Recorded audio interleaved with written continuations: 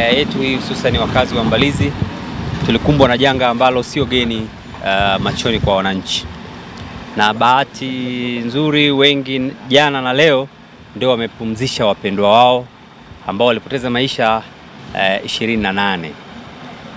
Sasa katika tukio lile Mheshimiwa Rais alitoa maagizo yaliyopelekea mkuu wa mkoa kutupa sisi maelekezo, na hapa sasa tumekuja kufuatilia utekelezaji wa maelekezo yale.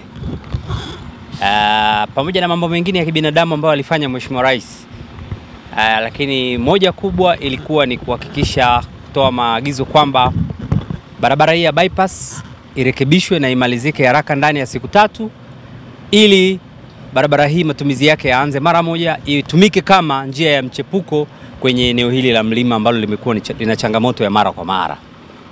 Kwa hiyo wenzetu wa TANROADS waliingia kazini mara moja, na leo tunaona tayari utekelezaji huo umefanyika kwa kiwango kikubwa.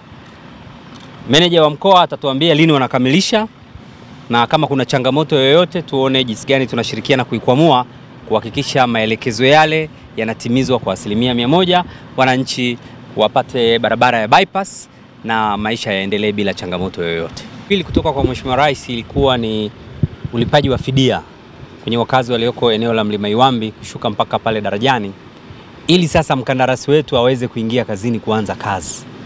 Zoezi hilo limekamilika, serikali imeshaleta fedha, ipo Mbeya, na zoezi hilo litafanyika wiki hii.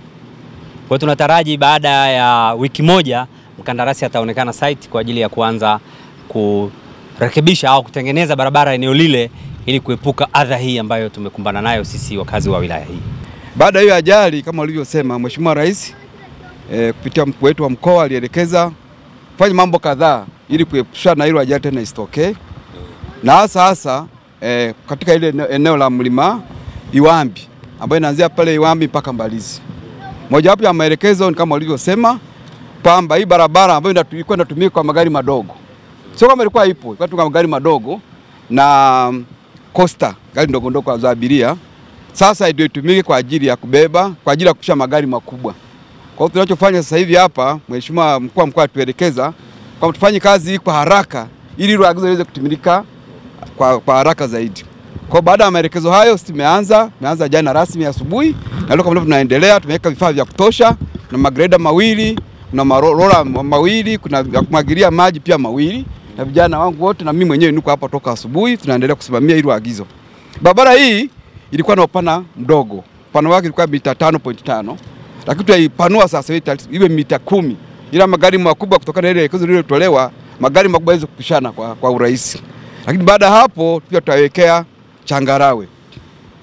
Changarawe sio kama ilikuwepo, lakini tunaongelezea zaidi ili iweze kuwa imara kubeba yale magari mazito ambayo tutapita katika hii barabara. Kwa hiyo agizo linaendelea kutekelezwa kama mnavyoona. Ni imani yetu kwamba baada ya muda mfupi kama nilivyosema, kuanzia siku 3 mpaka 5, hii kazi inakuwa imefika sehemu ambayo inaweza tukaruhusu sasa magari makubwa yaweze kupita.